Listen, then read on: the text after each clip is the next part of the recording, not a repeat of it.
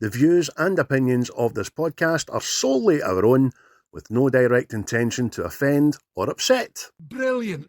Fucking brilliant.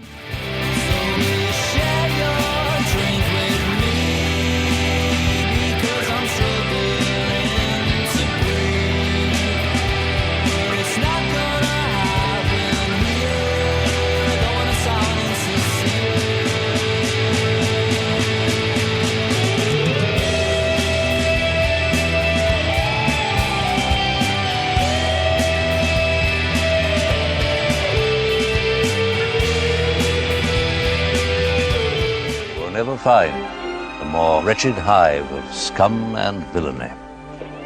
We must be cautious. Good day to one and good day to all. This is the movie review podcast. What is the script? With myself, Craig, and my cohort and equal partner in crime, Chris. How are you, sir? Yes, I'm decidedly average. The weather is fucking abysmal, as you can see. I have kind of got a bit of a cold coming on, I think. Last night I butt my tongue. It's fucking just, you know what I mean? Could have stood on a plug and it would have just made life absolutely complete. One of your own Lego imprints in the sole of your fucking foot. That's a smasher. And I get hot with another fucking vet bill. Life is like a plum tomato. Take it you don't like plum tomatoes, no? I don't know. I don't think they can be trusted. All right, okay. They Because it's look got the like name of that another shiny, fruit. shiny way. Name of another fruit. Why are you a plumbed tomato? Have you got a stone in there? Well, I'm sorry to hear about your ailments there, mate. I'm kind of the same as you know myself. I've been battling the cusp of a cold for 3 days, man, and then this morning I just woke up kind of bunged, man, and coughing last night and interrupted sleep. I cancelled the recording, and then I thought, no, power through, Craig, because you're an absolute champion of men. People look up to you. You need to do this today. Push it to the limit. My wee koala, 300,000 views on the TikTok there, that wee koala. Still beating it off. So folks, we are What's the Script Movie Review Podcast, back again for another weekly instalment of fact, fun and trivia relating to the film that we picked on the last episode. And my pick was of Chris's list last week, and if you watched, listened, tuned in, you'll know exactly what that is coming up. Bit of housekeeping to get off with, to start with. Thanks to Caine for the continued usage of their title track, Insincere, before they get big and famous and start saying, oh, you owe us money. Fuck you. Exciting news about Native Origins, who we have been plugging for a year now. And I know. But Tim was... I've been talking with him and blah, blah, blah, and I actually went to his house last night. He summoned me to the native mansions, the native secret location. And he says, get here now. So I drove over, got to Wednesday after school, drove out to his house. And exciting news coming that he's gave me a plethora of merchandise, plethora of assorted T-shirts and hoodies. And I'm going to be doing some competitions over the coming months with them and give them away. Now, what's happening is he's going through a rebrand. He doesn't like the back of them. And he's decided, he does his own design and stuff like that. So he's rebranded it. And the launch will be imminent, apparently. So in the meantime, it's still happening, people. And stay tuned, especially to the Facebook group page, where I will be letting you know how you can get your hands on some Native Origin Collector's Edition merchandise, because it's not going to be remade.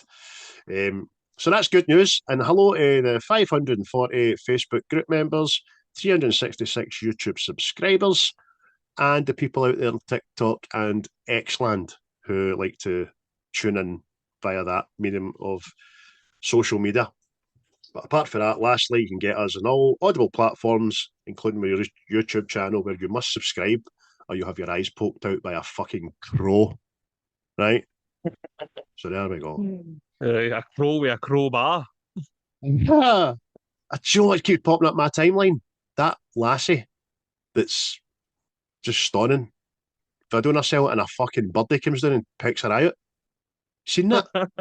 And it's got the wee tune. I know you belong to. Oh, it was a creepy bastard, that song. Oh. My Wayne wanted it on their playlist for the car, because obviously all the days watch YouTube and it keeps coming on. I like that song, Daddy. It's a scary song, but I like it. Aye, bother, son. Get it on. Raina's father. Aye, 1926 or something that was first recorded. 36. Oh, anyway, mate, what have you been up to since last we spoke? A week ago today, I believe, at the exact same time. What has been heavy installed in your brain via your ocular devices? Well, what has been in my eyeballs, apart from crow's beaks, was Resident Evil's Raccoon City. Nice. It was okay. It was okay. I went back in time and watched the big shark, Jaws. Try to eat people there, so he is, know what I mean? It's up to no good, that bastard shark. I watched Sunshine, because obviously the film we're doing today is Interstellar. So I went down a bit of a kind of futuristic sci-fi kind of thing. So sci-fi it was. It's Danny Boyle's Sunshine, starring Cillian Murphy and the likes. You've seen that. Then I watched District 9, which is it's always good for a wee watch that. And then finally, because Ocular Delights wasn't a lot this weather, I watched Payback, starring the old Mel Gibson there. Fucking As a great wee film. throwback. Big payback! Aye, I fair enjoy it. That's the one he gets his $64,000 in it. Aye. See the toes scene. Aye. Oh, it's not nice that. it always gets me. He still wants that fucking dollar. Oh, But aye. Aye, but that was me. That was my Ocular Delights. Short but sweet. Obviously, some Supernatural was in there and some Dexter was in there, but I mean that was the mainstays. That was the prime beef. Tonight. It's fucking smashing that wee tune. Some chanter, the boy. Some chanter, Eric. Yeah, isn't he, by the way? He's a cracking singer. Aye. But enough about my eyeball delights. What about yourself, mate? What was your pupil pleasures? Oh, I like that. I like that. Oh, pupil pleasures. Very limited, like you, mate. This week, a few series, but Lindsay and I continuing with Below Deck Series 1. We've completed it. We've completed Series 1. I think there's another 11 to go. So that'll keep us up to our 5th anniversary. Actually just celebrated 6 months together yesterday, so happy anniversary, darling. What have we watched? Right, so within that, a burst Zombie Marvels, the new animated series that's out, and it's thoroughly decent. A bit MCU heavy, but it's a thoroughly decently animated little series with a good synopsis, and I liked it. It was all right. I finished You. Everybody watches You on Netflix about the mad stalker Joe. The final series, Series 5. I bust that. Thoroughly enjoyed it. Good 5 series. Get on to it. And film-wise, mostly with the Waynes, mate. Ralph Breaks Internet again.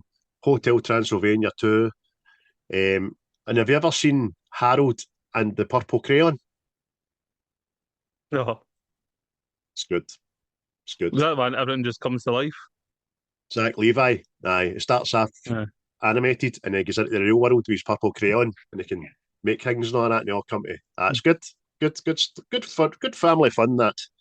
And then obviously today's film, I watched that as well. But mate, I've hardly watched anything else. I've been a couple of games of football we've been watching, haven't we? Obviously fucking shite because we support that mob. Ah, I think and that's probably why fucking twos are no well, biting tongues and the likes. aye, aye. Well, no each Just, other's tongues, but is it, aye, because we're actually putting, we're doing it willingly, and we're aye. having to drink to do it. You know what I mean? It's Which is like even stepping into the worse. fucking Chernobyl reactor, know what I mean? All right. It's like the square battery when you're away. I know it's going to hurt. Not going to do it. Or your Maz Kirby grip thing that you put on your lip. Oh, I think aye. she scrunches.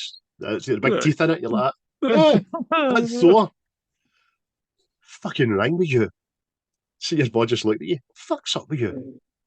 Don't touch that. It's I warm. told you I shouldn't have drank that Jack Daniels when I was pregnant with that boy. Look at him. Listen, don't touch that plate. It's roasting. So there we go, mate. That was my Ocular Delights. And I kind of shitey wee list there this week. Wee short lists for us both. We're better than that, but we've had a lot of time. We've been working on it, mate, haven't we? Oh, aye. Plus, it's the weather. It's fucking horrible. I mean, it just, oh, I need to put. I feel like watching a sad film every time you look outside my window. It's like fucking. See the way Silent Hill is? No, it's just grey and horrible. That's the way fucking out there feels. Well, I already know what the weather's like down there. I can't see you because I'm up in the stratosphere, as you can see in my background there. Oh, you've got some view up there. Oh, the lights are on. Turn the lights off. Fuck's sake. It's like Blackpool Drink up Illuminations down fucking there. made of money. Who put that big light in? Who touched the thermostat? Who touched the thermostat? So, as I said, guys, Oh. I picked from Chris's list last week. It was my turn to pick, and I picked an absolute doozy of a movie that was released in November 2014. Now, 2014 doesn't sound long ago, but it was actually 11 years ago now when you did the math. So I would like to know, Chris, what else is happening in 2014? Well, we have been in 2014 before. Thought that. I mean, everybody was in it. No, I mean, but if you were alive, you were in 2014. But for podcast terms, we've been here before. So I've tried to find different things. So events that year, Russia annexed Crimea, and we've limped on ever since. Oh, there he's crushing cans there. Oh, he's butch. So is my bird, my boyfriend even. Gangnam Style reaches 2 billion views on YouTube. See that? That is the closest the world has ever been to unity when Gangnam Style was it. Because everybody sang it, everybody knew the dance. That's it. And as a DJ, I will put Gangnam Style as firmly fixed as up there now with YMCA. It will never, ever go out of fashion. Ever. Right. I do. Never. Whoop, whoop, whoop, whoop, whoop. Suarez took a bite out of Chiellini at the World Cup. Fucking 11 years ago. Oh. I know, man. Oh, what a munch. Was also the year of the Scottish referendum. No, obviously. Some people are not happy with. ISIS was established. So they started their shite, you know what I mean? With Abdul Jul Jabbar, or whatever his fucking name is. And there was an Ebola outbreak in West Africa. So things were pretty fucking grim, apart from Gangnam Style. Definitely, mate. But films were quite decent. Quite different ones. Because obviously we've been here before. But films that year, we had The Nightcrawler with Jake Gyllenhaal. That's all right. Yeah. We had Birdman with your man there, Michael Keaton. Mm-hmm. There was Ex Machina, The Guest, Chef, Exodus, Gods and Kings, Noah, and Foxcatcher. So there were all different ones there. I mean, I was going to say, Foxcatcher's a true story, but depends how far your beliefs go. Noah and Exodus were also true stories. Aye, I went to see Noah on its opening night. and I remember feeling thoroughly disappointed in it. It was a biblical epic, but I'm going to rewatch it. I've since bought the DVD, Blu-ray, and I've got it in my collection there. I'm going to rewatch it and see what I think about it, because I like Russell Crowe, and I'd like to think that I was just not in the right frame of mind that night, I was quite Crow heavy this episode, by the way. Crow's pecking eyes, Crow bars, and Russell Crowe. And the 2 hours I've got my wee crow's feet there for no sleep. Cheryl Crow. But instead of doing songs, I copied Drew for last week, and I've done albums. And I was actually surprised by some of the albums that were out in 2014. Ooh. So we had Girl by Pharrell Williams. We had 4813 by Kasabian. Oh. We had Plus by Ed Sheeran. Nothing But the Beat by David Guetta. Royal Blood by Royal Blood. The Balcony by Catfish and the Bottlemen. And Carry On the Grudge by Jimmy T. So that was decent there. Decent. Aye. Mixed bag. Depends what you like, but aye. There. TV shows, again, I've tried to go differently. We had The Flash, which was good up to a point. That just Flashpoint. Just ran away from itself in the end.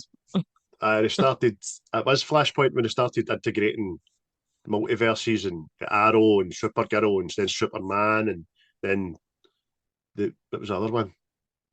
The time traveller crew that were in it. I can't remember. Aye. True Detective. I mean, it was a good time to be Mr. McConaughy, I'll tell you that. Oh, aye. Black Sails. That's about pirates and that. I like that, but it's not the best, And How to Get Away with Murder was also on the cards. So that was brilliant. Plenty of entertainment there. Definitely. And I wasn't going to do the deaths, mate, but the deaths, it's a hard-hitting death rota. I think I know this one. This is a fucking the Robin Williams one, not it? That is it. So in the year of 2014, we said goodbye to Robin Williams, Philip Seymour Hoffman, Richard Attenborough, Harold Ramis, Joan Rivers, Ultimate Warrior, Bob Hoskins, James Garner, and Rick Mayall. So 2014 took a lot. I didn't feel any worse the day, man. It's just tipped me. There's also Slam a dunk, lot like your wrestler or no? Does he know your was wrestler? He was my wrestler, aye.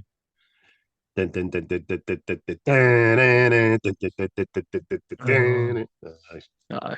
But hard. Aye, 2014. It's always a bastard reading that obituary. But hey, we're here. Without those legends, without those people to get us through, hey ho. Don't be sad that they're away. We're glad it happened. No, that jazz.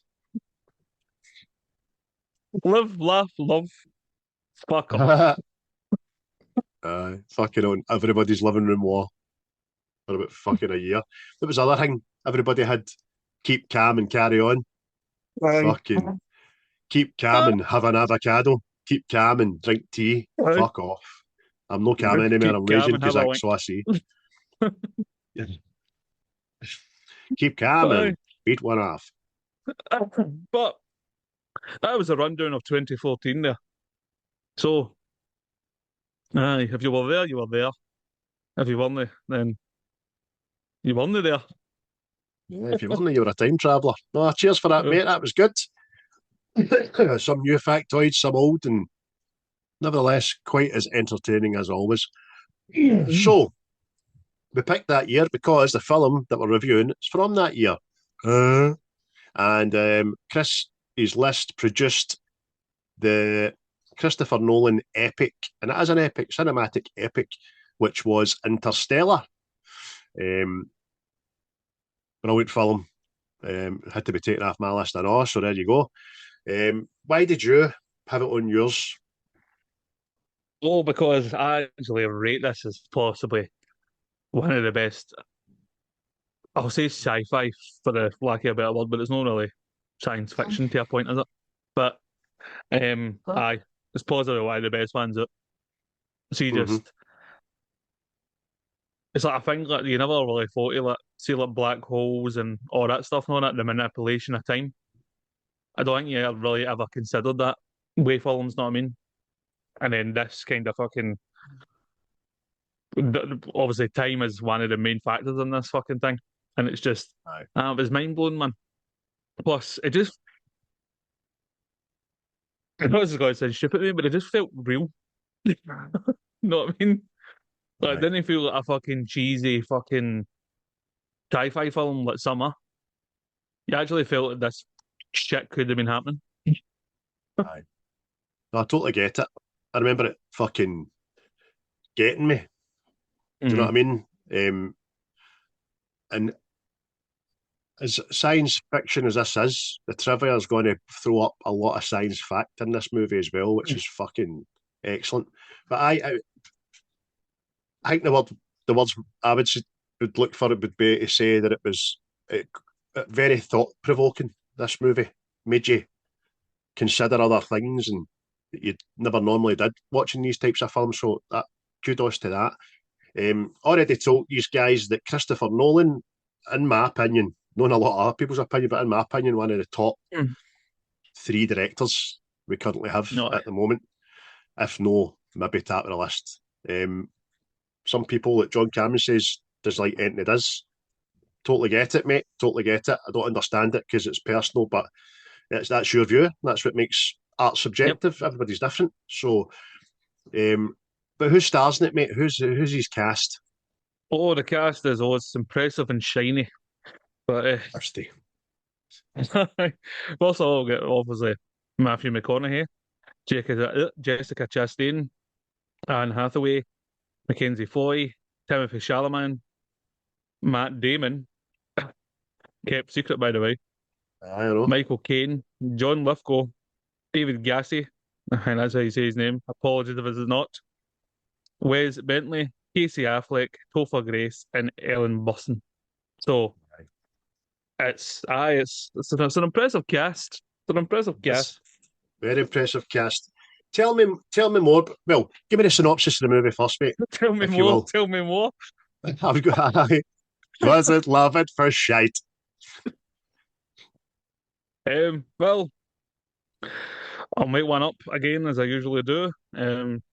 Cooper, well, our man here, played by Mathew McConaughey, is a former NASA pilot and comes across a secret base where they're trying to explore black holes in a way to save people on Earth. And that's I love shit rundown. That's perfect, mate. That's a perfect synopsis. I wasn't laughing at you. I'm laughing at the came across a secret base. I was just out with a dog and a fucking tripped there. Oh, fucking secret base there. Just Mathew McConaughey out there like, push it to the limit. It was out of the dog and it was a woozy, it was a wazzy, it was a bit of, oh, hey, secret base.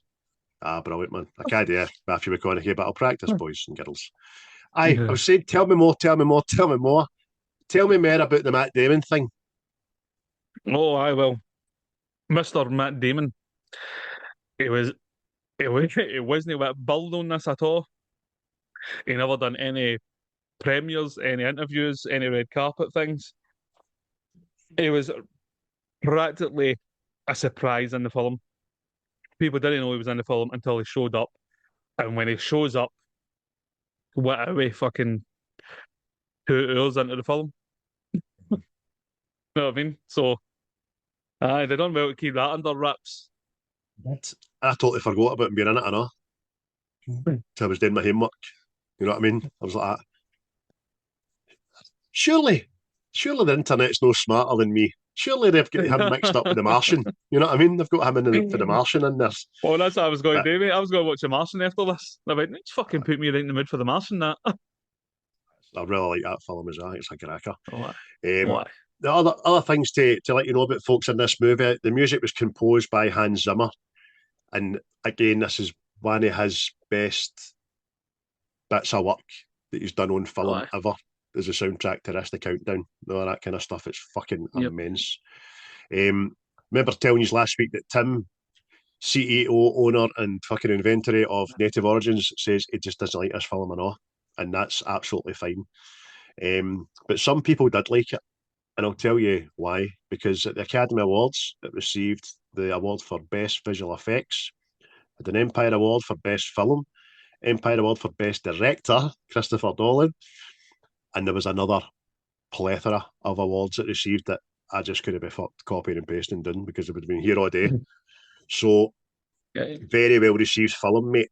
And it reflected again in the box office. What was the monies that you've wrote down? Oh, aye. Well, according to the interwebs, the budget for the film was $165 million, and it brought in a hefty chunk of change of $760 million. So it performed, as they say, and performed well. Right. Well done. Now, people like it's not an epic, it's shy of the billion, nor that.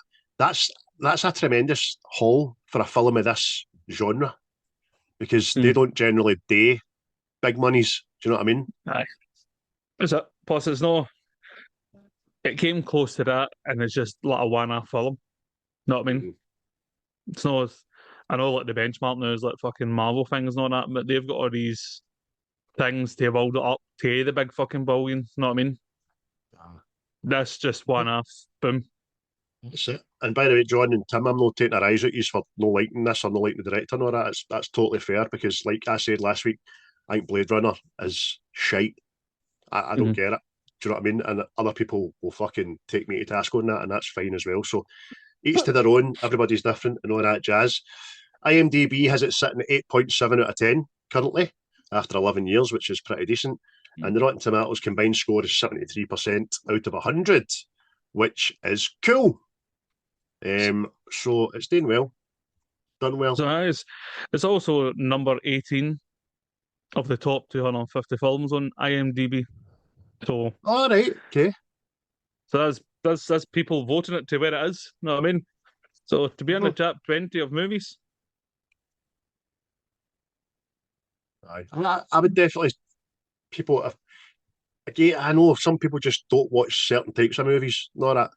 Even if this is outside your wheelhouse, as I said, it's thought provoking, but not just in a kind of scientific way. It's thought provoking in a kind of life and existence and faith and all that kind of stuff. Family, love.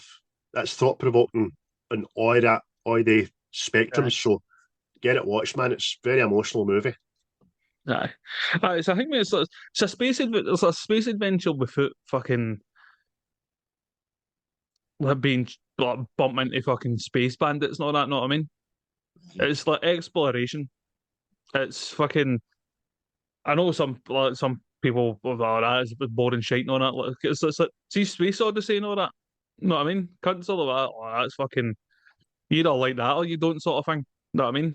It's hard to describe. It's just like a thing. It's like fucking just space exploration.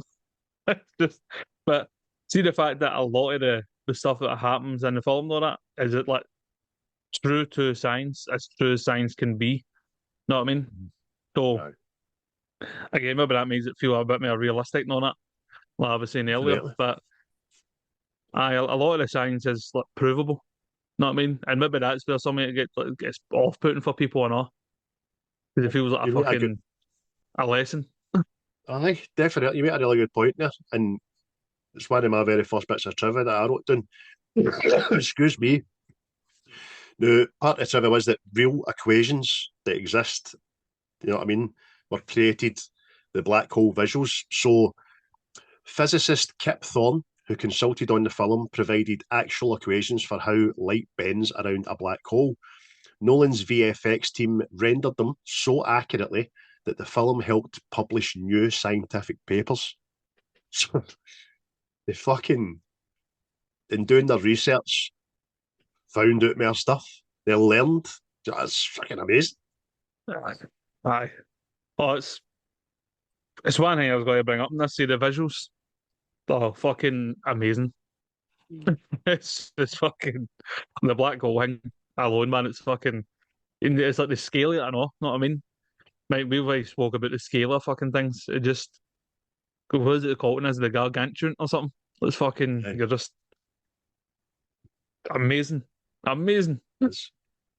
See, where people might say they don't like this film, when you touched on it earlier, it was a good year for Matthew McConaughey, right? That's because this year spawned it's referred to as, and I'll try and say it properly, the McConaughey-essence, which was the revival of Matthew McConaughey. That's all coming out now because he's doing the tours and the speaking on podcasts about why he was out the loop for so long. And it's because he basically just said, I don't want to be the rom-com guy anymore, and I'm going to refuse everything that comes through my door until the right thing comes through my door. And he stuck to his guns, even to the point where he was starting to get a bit short of cash and all that kind of stuff. But it worked out. So at the time, Nolan chose McConaughey over bigger sci-fi names, surprising Hollywood. His emotional performance, especially seen watching Murphy's video message, is often credited as cementing his dramatic comeback to Hollywood. So there we go. Well, I was going to say that, mate, because the whole Matthew McConaughey. I wouldn't say this is his best film, but for some reason, it's the film I always think him. You know what I mean? First, thinking Matthew McConaughey is like, all right, Interstellar. You know what I mean?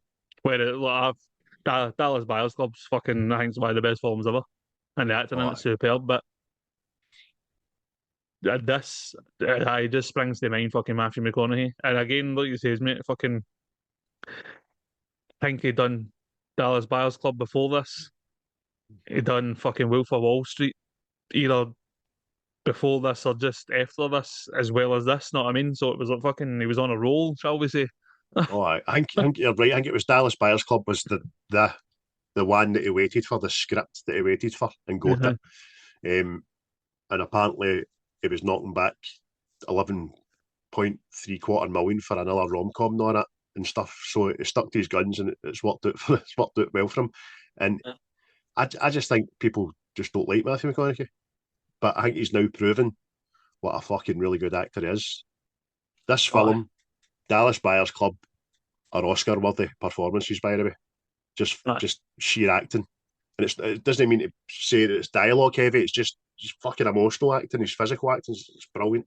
Brilliant. So I mean, see in this spell as well, mate. I'm sure True Detective was it. Well, there's True Detective was it? No, I mean, so he was doing that as well. So hey, I like the guy. I like the guy, I know. Mate, I liked him before his fucking rom-com stuff, not mate. And I'm going back to fucking is that a Time to Kill and all that when he's a lawyer. Know what I mean? That's fucking... right. That's right. I couldn't remember the name of that film here, but I had it right in my head as you were trying to say it. And just see with the shirt, the tie opening on it. What is that again? But he's hardly aged, I know, hasn't he? But he must have watched the Family Guy episodes back in the day where Stewie slags him. He's just going to take your shirt off and make another one of those films. You know what I mean? He must have said, I'm not doing any more rom-coms. Fuck it. Aye. But see as well as him, mate. Christopher Nolan apparently wasn't the original director either. It was supposed to be Steven Spielberg directing this. It makes sense. If you'd asked me to guess, I'd have guessed that there. But I think it would have been, again, a very different film. I mean, because I know it's another thing. It's like hard to say, but fucking Christopher Nolan's like films have got a kind of style to them. Know what I mean? I don't know if it's because he shoots in IMAX for a majority of them, but they've just got a mad fucking feel to them. Know what I mean? Aye. Today, but the thing about Christopher Nolan as well, he's been criticised for his audio in a lot of his films because it's fucking too loud. I get it. I do get it. I didn't notice it in this one. I think once you watch them after the big screen, they get dulled into your medium of watching it, like telly and all that kind of stuff and streaming. But the sound in this movie is spectacular, as I already said. But then I read a bit of trivia about Hans Zimmer and how he came up with this tune. And he scored it without even reading the script.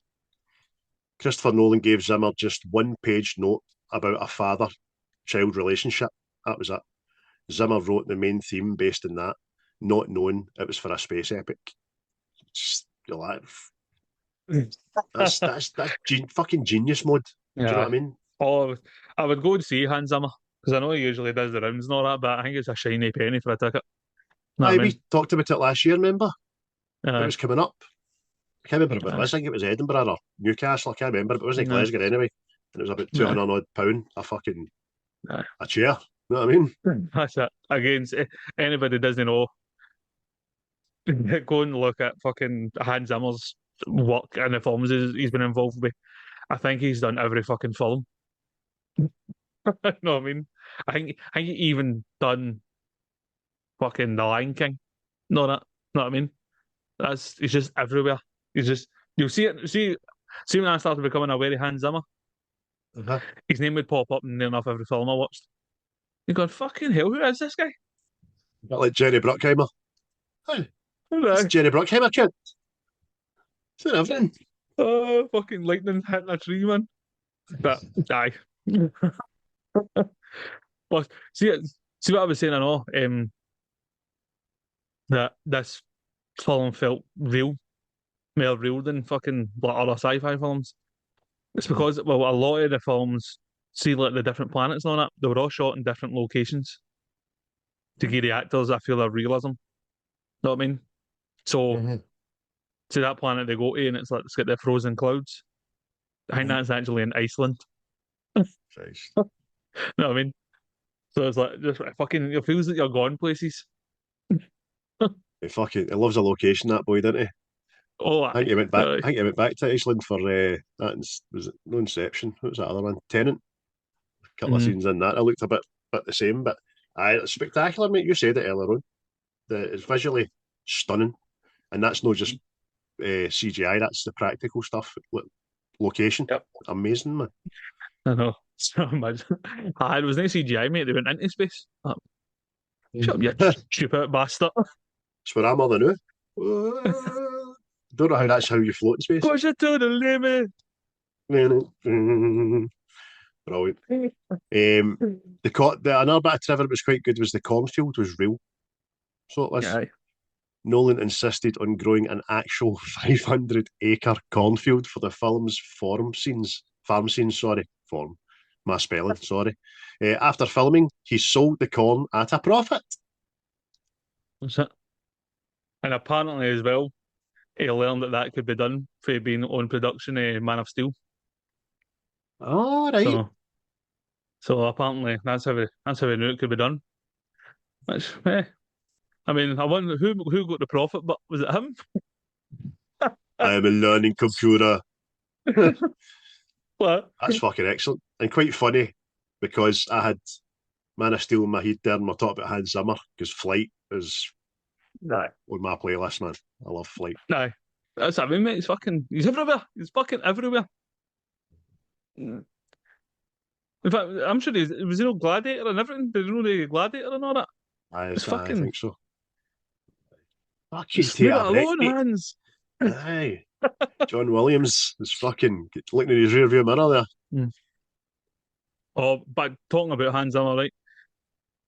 On the water planet, I'll just call it the water planet because there's a lot of water there. The song, the score, and that scene, there's a ticking, and every time you hear a tick, it's a day that goes by on Earth, and it's a fucking detail I never picked up on. But see, when I was sitting watching it last night, and then it was just fucking you're going, fucking hell, man, hurry up! Aye. So, that's a timer, but just no by seconds or fucking couple of seconds. That's freaky, man, freaky. But aye, if this is outside your wheelhouse, people, and you do watch it, you might have to watch it a second time. You might have to, but it's a splendid second watch and all, man. It's absolutely great. So it is. And as we were talking about our effects, there's actually minimal CGI in this film, and that's deliberate. Despite its scale, Nolan used surprisingly little CGI. Many spaceship interiors and planetary landscapes were built as full sets with projections instead of green screens to help actors react realistically. So I like that shit in a director. Yep. Even to the point where the massive dust clouds in the film, they were actually fucking big, massive fans to generate dust storms. Know what I mean? Blowing some synthetic fucking dust about. It's again, it's the detail and fucking effort put into stuff that you appreciate. Know what I mean? And it pays off as far as I can tell. Know what I mean? Aye, brilliant, man. Absolutely brilliant. But- So, And any other trivia even you've the got there? even the fucking see the spacesuits they done and all. The actual practical working spacesuits. Because like each actor had like their own oxygen, and there was a cooling system inside the suits, so the actors didn't overheat like they would do with like astronauts and all that. Again, it's just shit you just take for granted when you're watching films. Aye, definitely, mate, definitely. Casey Affleck, right? I think he's a fucking smashing actor. Mhm. And I like him in everything I've seen him in. People still don't know that's Ben Affleck's brother. Do you know what I mean? Because Ben Affleck's fucking Ben Affleck. And they've got, let's get the same second name right enough. Now that I see them together, they kind of look a wee bit alike in that. I think Casey Affleck's fucking smashing. This isn't his biggest fucking role by any manner of means, I'd but maybe go as far as to say he's a better actor than his brother. you're going to say that. And you're going to say that. And by the way, I couldn't disagree with you. His brother's definitely done higher profile, bigger films and a lot more of them, but I think Casey Affleck's just more actorial. Aye. That's a lucky word. I used to like see when they done Ocean's 11. Him and was that James Caan's boy? Fucking the back and forth, man. It's funny as fuck, man. They're fucking hilarious. With that comedy relief. I remember him even going back to his minimal role as Kevin's big brother in fucking American Pie. He's the one that tells him about there's this book and all that, you need to go and see it. This is what a summer and all that shit. That's him. Pull that fucking, so it is. Aye, he's good people. It was in Gone Baby or something. Gone Baby Gone, something along the lines. He's a detective in that, looking for a wee lassie that's went missing. It's good. That's a good film, that too. But he's good people. Plus, he's won an Oscar, hasn't he? Did he not get it for Manchester by the Sea or something like that? Oh no, honestly don't know. I like him that much. I don't know a lot about him. Just like I just think everything I've seen him in, he comes to the fore, man. I like him. Even in this, he's only in it very fleetingly, but it makes an impact. Oh, it does. He's like the guy in the tap bunk in your prison cell. Definitely makes an impact. Oh, pushing down to me. My name's Bubba. Your name is now Shaniqua. What? Let's play mummies and daddies. Suck mummy's cock. Oh dear. Lights out. Fucking hell. Ring. Oh, Jesus. But we touched on see how like time is being manipulated in this film. Yes. Know what I mean? See just the use of that, I know, mate. For the whole story to really what make sense and come together, man. I thought it was fucking superb. It's genius. It's genius. And because we know it's backed up with real life facts and all that, to a certain extent, it makes it more believable. And it's understandable as well. It's not like try to draw comparisons in a very different but same kind of way. In the MCU, now we've got Loki and we've got the Quantum Verse and Kang and all that shite. And after a couple of episodes of that, Loki especially, just go, what's going on, man? My heat's fucking busting. I can't keep up with this anymore. But they called the time. Fucking hell. Keepers, Watchers, whatever organisation they're in, Deadpool and all that. But this is different. It's engaging. You feel like you're learning and you understand it by the end of it. Again, you might have to watch it a couple of times, maybe to get right to the cusp, but it's genius, mate. You're right. Yeah, because obviously like you say, it's like faith and like family and all that sort of thing. But it's like the fate thing, isn't it? Like things have to happen the way they were happening for the outcome. You know what I mean? It's like when I go back to that planet where obviously they can't take off because the engines are flooded and time's just ticking away and you're going, oh fuck, fucking. But that has to happen for the obviously muff on Earth to kind of get like understand the science. Know what I mean? It's fucking brilliant, man. And again, like you says, mate, it's gets you there and all that. It's quite a fucking emotionally charged film, man. For a sci-fi film. You know what I mean? Definitely. See, the only other, no, the only other, but the one that comes closest to this, I remember feeling like that about was Contact. I thought that was a powerful sci-fi, semi-believable, fucking religious, fucking family get you there thing with aliens. You know what I mean? That was, in fact, I need to watch that again. That's a fucking great film. Jodie Foster's amazing in that, man. So be prepared for a wee emotional. Get a wee hanky ready there, folks, if you're going to watch this for the first time. Because push it to the limit. Big Matt gets you in the feels, by the way. Oh, aye. Oh, fucking. Oh, aye, he does. But it's all right. It's all right. Well, look at that, people. See if you're watching on the YouTube. Yeah. And there's visual aids there. Hanky, under the nose, emosh. Totes, emosh. I'm not greeting there, by the way. I'm just blowing my nose because it's fucking running like a well, man. Aye. But this film, by the way, was always brought up in conversation with me and a circle of my friends, mainly Boswell. Right. The bit at the end, well, Mathew McConaughy is in the big fucking like tesseract tank, we'll call it, and he can see into the past and all that stuff and manipulate the future and all that. But who do you think they are that created this and created the black hole and all that? I don't know. I've never questioned myself as to who it might be or who they are. I've just always just accepted they. So now that you've asked me the question, you're kind of fucking with my head a wee bit. Well, who do you think? You'd be better off telling us because I'm not going to come up with an on the spot thing. I need to think about this. I need to go away and. Well, me, I thought, well, to begin with, I thought it was aliens, right? But the more I thought about it, I think it's humans that are way advanced and are way in the future. And the reason I say that is because obviously the wormhole was created, right?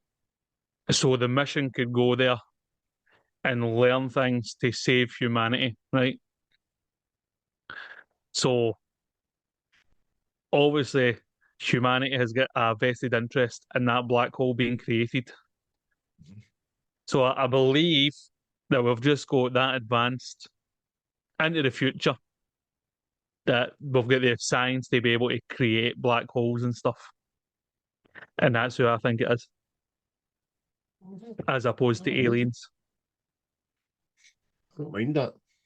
I like that better than just saying aliens, put it that way. Because why would aliens want us to learn in advance or whatever, unless we make some sort of treaty 2,000 years in the future that's very important. What did like Boswell say? What was his? Oh, he just goes, no, full of shit. He just poo-poos it. Like, no, what the fuck even is that? Like, just... Aye, know what I mean? I tell you what, I know Boswell likes films, like we like films. But being a da, as he's just became a da, right? I bet you £1,000, and I bet he'll tell you you're right, that his perspective and his emotions and all that differ with films that he used to watch that they do now that he's a father. Right? I'll put it to him. Aye. Aye. Put it to him. Oh, aye. Shout out to young Frankie there. Well, welcome to the world of fucking chaos. Congratulations. Sorry to my children as well for bringing you into this world. Although you do me a service, so I'm very selfish. I'm glad you're here, obviously, but I'm sorry for your future. Bye, mate. That's who I think it is. I think humans like have that. just obviously see that other galaxy, how time moves differently. Uh-huh. I think they've ended up more advanced than the humans or whatever, but at Earth, and they've been able to create these things to help humanity. Know what I mean? I like that. I Because probably would have came to that conclusion myself, actually. I like that a lot better, and it makes sense. Plus the fact me and you kind of believe that we're not the fucking only race of humans that's been here. You know what I mean? We're only going to be the last that's after we extinct ourselves or unalive ourselves as a species again. But that's another story for another day. What's your best bits, mate, in the film? Here's some of them. Oh, well, since we mentioned it, mate, Big Mathew getting his all in the fields. See when he's watching back the videos after getting off the planet that time moves differently. Oh, it'll stick with you. It'll stick with you, mate, because it's just fucking pure, just raw acting, mate. And Aye, fucking that is. You know that minute in time, you know that was a one and done. There was no cut. Let's go again. That was done. You know what I mean? I automatically think of him in the car, Dallas Buyers Club. I know Brighton, except this one, he looks a wee bit healthier. You know what I mean? But aye, you're fucking. If you say you're not choking up watching that, then you're a fucking liar in my book. Aye. It's the whole thing, mate. It's just, again, spoiler if you've not seen it, time moves differently on the other planet that we're on. So I think it works out for every minute or something, or every fucking whatever it is, it worked out like 7 years or something. So he missed out on decades of his wains. So he's actually watching videos and he's seen his son get older through the video and telling him shit that's went down and all that. The boys, they lost the granda, they lost his wee lassie and all that, and you're going, fuck's sake, man. This guy just fucking left Earth 2 months ago. It's a right kick in the fucking cherries, I tell you. Fucking heartbreaking. And it's made all the worse because he can't be heard. He can't. You know what I mean? It's a visual. It's not a fucking an actual. It's horrible, man. It's so emotional. I'm getting a wee bit thinking about it there. You know what I mean? Aye. I mean, it's always one that sticks to me, mate. I've seen like gifs and all that taking the cunt out it now.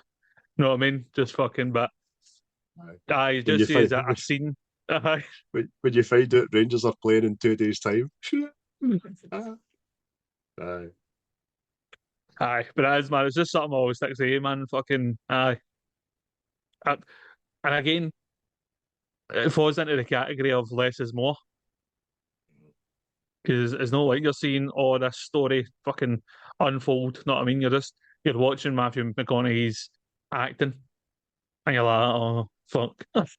Aye, definitely. Welcome back. It's a fucking welcome back scene if ever there was one. One of mine was the dust storm in Murphy's Ghost. Because the early dust storm shows like Earth's decline, while Murphy insists a ghost is speaking to her through gravity, and it foreshadows the film's probably central mystery kind of thing. Sounds a bit lovey-darling, doesn't it? But it's just an awesome visual bit in the movie, and it's a much needed explanation as to what's happening. I think it's just fucking great.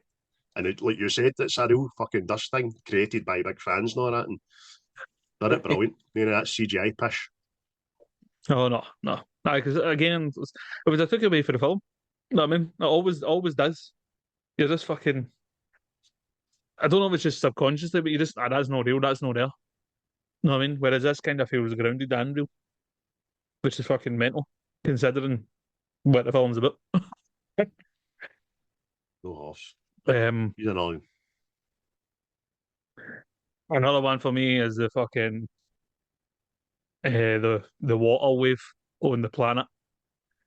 Because see, the first time I was watching it, and I'm going, what the fuck is going on here, man? Just fucking, and just the whole fact that there's this planet, it's just massive tsunamis all day. It's fucking nuts.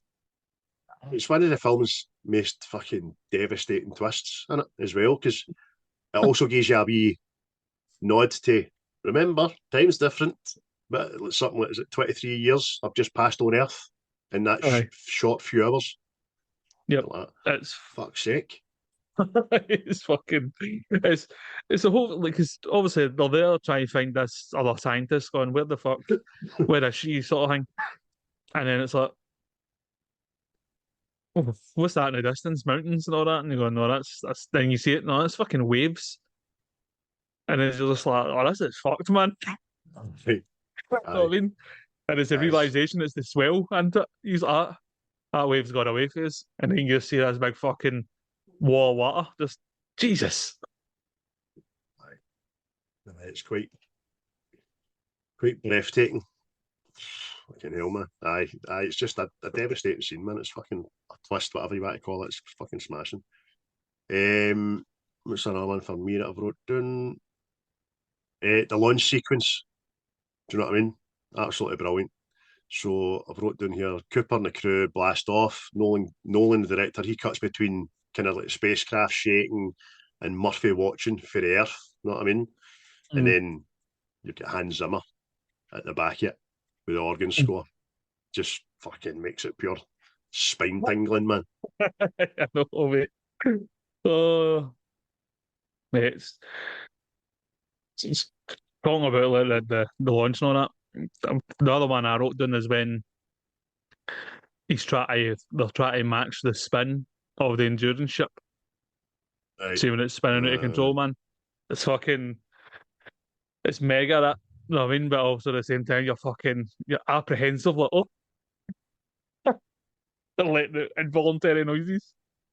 Fucking, and again, did smart, I know. Let's see. Again, it's a weird thing. You know what I mean? It's very satisfying. Seeing the ship spinning and all that, and then their ship matches it, and then it just seems like it's stopped, but it's still spinning. You're like, I like that. Right. That's it. Because he's trying to let you know that that's how it would feel once you're in sync. It would feel right, everything's stopped, but it's fucking no stopped. Somebody outside watching that, it's like that. It's so good, man. But see that's what I'm talking about when it comes to the realism of this as well. Let's see any like kind of space film or that, and there's an explosion on a ship. It's fucking fireballs and fucking noise and all that. But see when this happens, it just goes boop, and then silence because it's silent in space. I mean, it's a vacuum. Aye. And noise doesn't travel because there's nothing to carry it. You know what I mean? So, but obviously, I get why we love other sci-fi things and you hear explosions and all that, like Star Wars and shit. It's needed for that kind of film, but this isn't that kind of film. He's trying to be as factually based as he probably can be. Does it with Oppenheimer and all. Don't want to make shit up. You know what I mean? Totally different film, but totally Nolan's kind of bread and butter. I see the. If I wrote the first wormhole crossing and all. It's like the bending. It shows us the film for the bending of space and time. The visuals are fucking, we keep saying it, tremendous. And the crew, like, kind of slings into the wormhole near Saturn, man. Like, that's fucking Saturn there. This is magic. It's a scale, you said it, scale. It doesn't look off at all. Looks like somebody's out there fucking in the galaxy with a fucking film crew just floating about filming this shit. Brilliant. How are we getting back? Oh, mate, it's like you say, mate, that's mate. And see that and all, I kind of get fucking off. To me, you see the kind of the shape, and like she shakes the horn of the shape sort of thing. You're going, obviously, we know what it is later on, but I kind of get fucking see the abyss vibes after that. Aye. So I was Aye. like, oh, Which you is remind me that. funny because that film popped into my head. I know with the Water Planet. Aye. I don't know why. Aye. Just because it's watery based. I don't know. It's fucking just mental, man. Absolutely mental. I'll need to watch that. I'll need to watch that and all. I might just have a mad fucking sci-fi binge, man. Aye. Do you know? I actually learnt something about our solar system watching this film. I don't know why, but I just learnt it. Do you know the moon isn't round? I don't It's know. not actually round. No, it's egg shaped. Apparently. Oh, I don't know if you want to do your research. that's ruined my week. Aye. So it's as if we're always seeing it feel like tip to tip. You know what I mean? Aye. The thin bit of the egg. So we're always seeing it that way, so it always looks round. I'm like, that's fucking blew my mind, that shit. Um, Another emotionally charged scene that's fucking right near enough the end of the film, but it's when obviously Cooper sees Muff and she's an old woman, man. And you're like that. Oh, my heart's roasted. Aye. So I think that's referred to as the stay paradox, man. Aye. The revelation that kind of Cooper himself was Murphy's ghost all along, man. Aye. Aye. Oh, it's fucking it's tugs at the old heartstrings. That, know what I mean? Aye. Fucking. I mean, you've got to imagine that it's what 2 years of Cooper's life, and his daughter that he left when she was what fucking 10 or something is now say in her 80s or her 90s or something, surrounded by arranged family and all that fucking shit, and you're just like, oh, this is a soul in this. Aye, it's fucking so. Aye. Aye, it's like a final goodbye, innit? Yeah, Because you're saying, man, she's ancient, and he just gets one last fucking heartbreaking cheerio before she pleads with him to fucking go and find, what is it, Amelia? Innit? aye, Aye. grand, aye. And that kind of fucking ends the film with a bit of hope, you know what I mean? So, but aye, Yep. honestly, man, I know if you don't like this film, that's fine on it, but get a rewatch, man. Open your minds to Aye. fucking Aye. emotion as well as fucking scientific fact. It's fucking it's hard hitting, man. That's what I mean. It's like the whole fucking his whole reasons for going was to save his wains, and no, he doesn't get to see his wains. Know what I mean? It's like you're fucking oh Aye. sacrifice. All his grand Waynes and their grand Waynes and fucking That's it. just It's it's fucking misses oh, it's a right, everything, man. it's a right kick in the tits, man. It's fucking. But hey ho, it's one of them, isn't it? Aye. Aye. Any other favourite scenes? I'm sure there is, but can you be fucked in any favourite ones? Um, well, just a special mention to the planet they find Matt Damon on. To again, just it's very fleeting, but you're just flying, and the next thing they crash into a cloud. You know what I mean? And it's something you're like, fucking hell, the fucking different planet again, fucking frozen clouds. Just how random. Aye. Behind all this sacrifice and hope and good, there's a fucking betrayal in it and all. That Oh, aye. fucking Doctor Man, fucking coward cunt. Yep.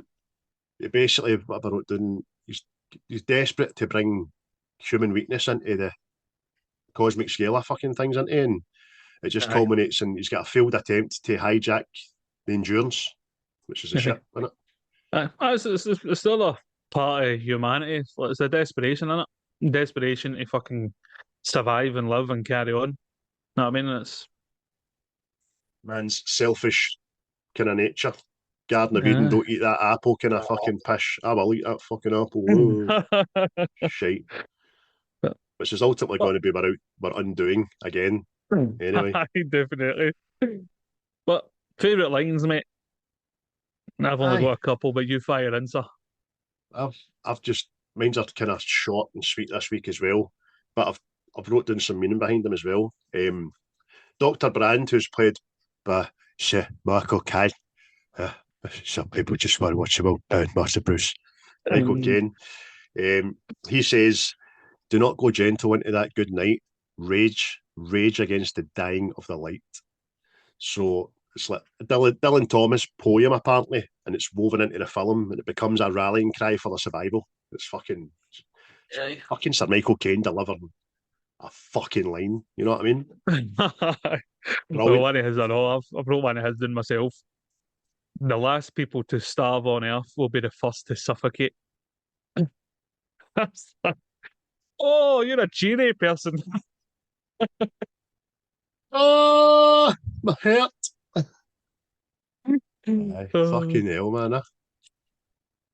I've got one down for Cooper, Mathew McConaughy. We used to look up at the sky and wonder at our place in the stars. Now we just look down and worry about our place in the dirt. Like that. Oh, cheery bastard. Is it? Cause it signifies he's kind of lost his any ambition in human fucking beings. You know what I mean? It's fucking smart. You're right, man. You're right. But it's time needs to think big again and get a bit of hope. But it's just like he's lost hope there. It's fucking mental. I think that's the same scene. I've lifted this one for Cooper.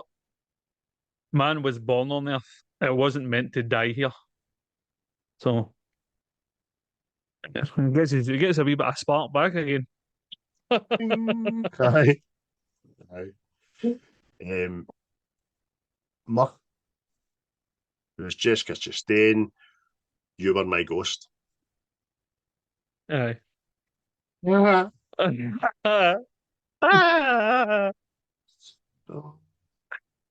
feel like because fucking Muff just realises that her dad's always been there with her across time, even though he's not been there.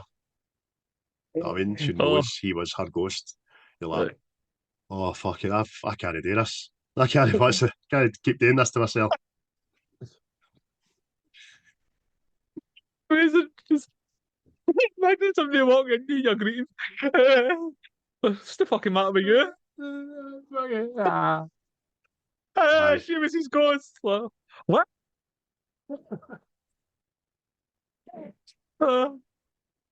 Another one for Cooper for me.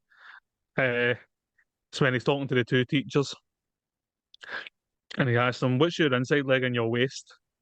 And the guy goes, "Sorry." And he goes, "So it takes two numbers to measure your ass, but one to decide my son's future." Oh, yes. Oh, yes. Mic drop. Fucking brilliant, man. What's that? Tars in it? Tars I've wrote down. Absolute honesty isn't always the safest communication. Strategy with emotional beings. You know what I mean? It's a brilliant wee line, man, because it mixes fucking humour, practicality, and like fucking trust. You know what I mean? So, honesty's not always the best policy. You fucking know your enemy before you open your fucking mouth. You know what I mean? It's like that. Aye. But aye. And then I'll give you one to Matt and Damon. And it's very fucking serial killer like, by the way. Because you said to Cooper that when you're dying, your mind will try and survive. And so it'll give you that wee extra push. And you'll see your children's faces. So after I've had the set do it, right, and he goes like him. "So Cooper, do you see your children's faces?" And I'm like, "You're a creepy bastard." Fucking. He's a creepy bastard. That's fucking very serial killer, that, isn't it? Baby, when the lights go out.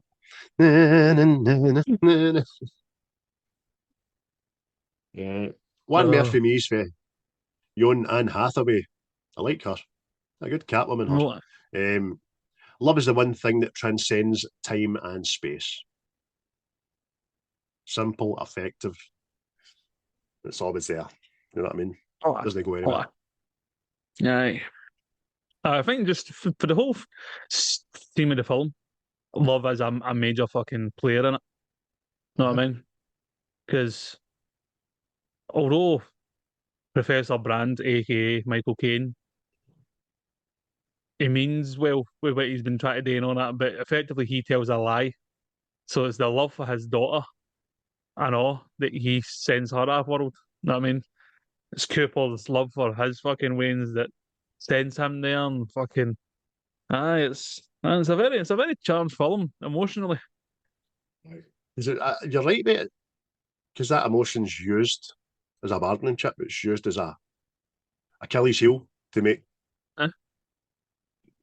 I don't want to say blackmail people into making decisions, but it sort of does. You can't say no. You can't no dare. You know what I mean? Because it's got love, I suppose. So yeah, you're right, mate. Anything else you want to say about yon film? I don't know, but I'd like to give a special mention to the puppeteers who actually puppeted the androids in the film because they won the CGI. And actually, some men were moving the fucking things about. Freaky looking fucking robots, by the way. Aye, very well. But, good shout out there, mate. I like that. I like that. Plus, the interviews in the movie were actually from a real documentary called The Dust Bowl. And it was actually a major fucking man-made issue, environmental disaster, that thing. So if you might watch that, that should be out there somewhere if you're interested. But interesting. Very good. So if that's everything you've got, that's all you got to say about that. What would you give the film out of 10, mate? oh,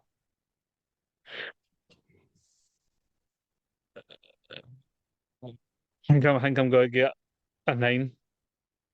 That's what I've gave it, mate. 9 out of 10.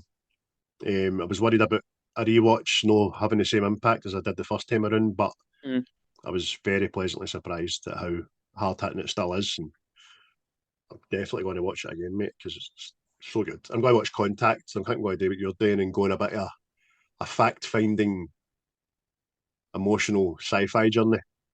You know what I mean? Well, so this film, mate, I think it's one of the best sci-fi ones out. And I mean, I've been watching to see if it comes back into IMAX because seeing it on the big screen again, man, I think it'd be fucking epic. So I'll be keeping my eye out for that. I don't know if I just missed it because I know it was some sort of fucking anniversary for it there, but 10-year last year, I mean. Yeah, so we'll see. But films like that, I'm trying to make an effort to go and see in IMAX again. See one's filmed for it. Definitely, man. Right. So, there we go, folks. 18 out of 20. Can't be fucking sniffed it. Obviously, we're not the barometer for movies, but we're just movie guys that like movies. So, if you've not seen it, see it. If you're a fucking mother or a father or a grandfather or a child, obviously, you were at some stage, see it because it's emotional. Emotionally, it's fucking very charged and thought provoking and smashing and sad and happy and anxiety and anger. It's everything. It's can't say enough about it. It's fucking smashing. And you don't think you're going to get it. You don't think you're going to get it. No. You get to watch it.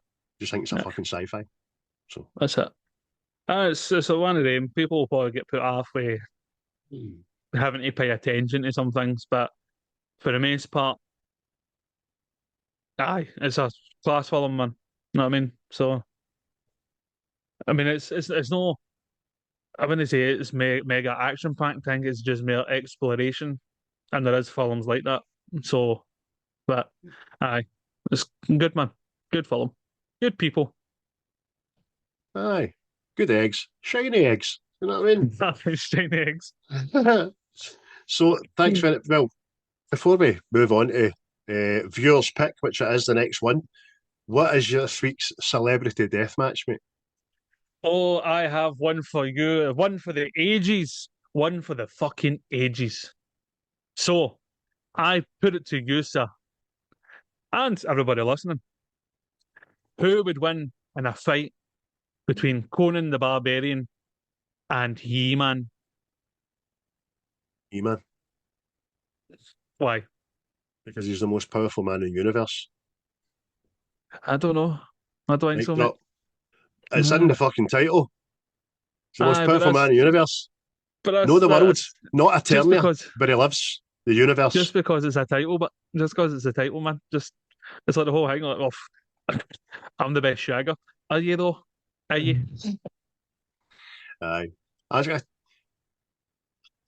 very different fighting styles. I think Conan's got more of a kill rate than He-Man does. He-Man will just beat you up and save the day, but Conan will stick a sword in you.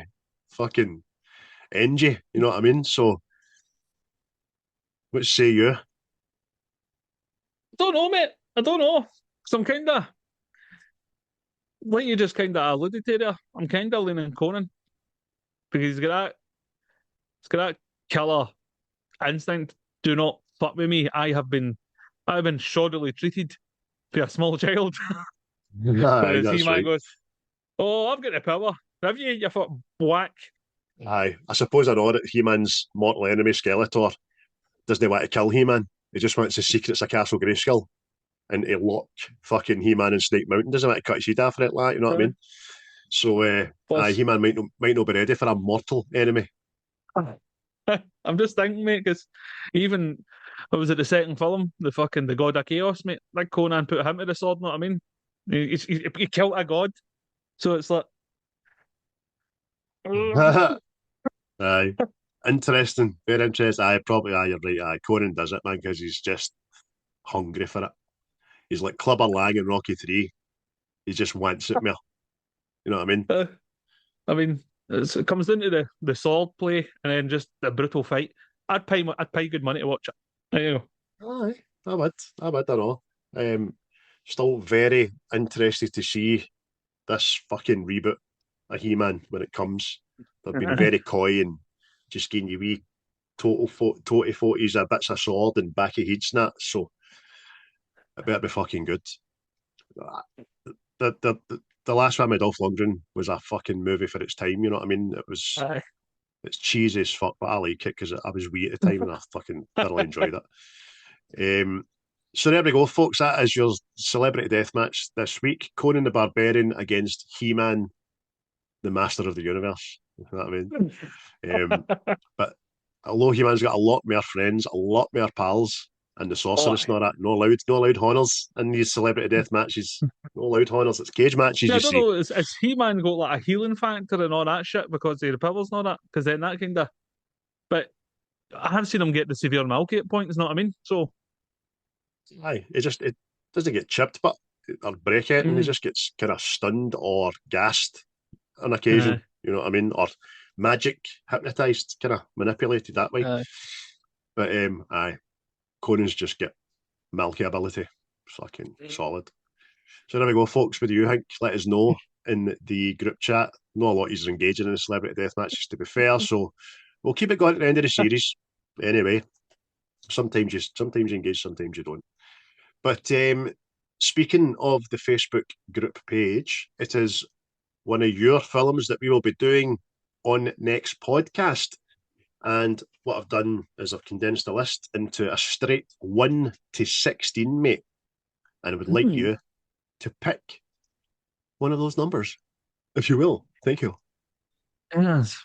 And I think we shall go with number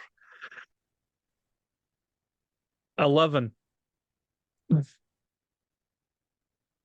Number 11 is something I have never seen nor heard of.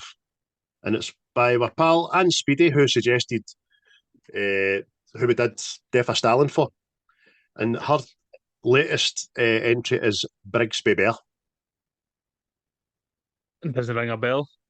Doesn't ring a bell to me either.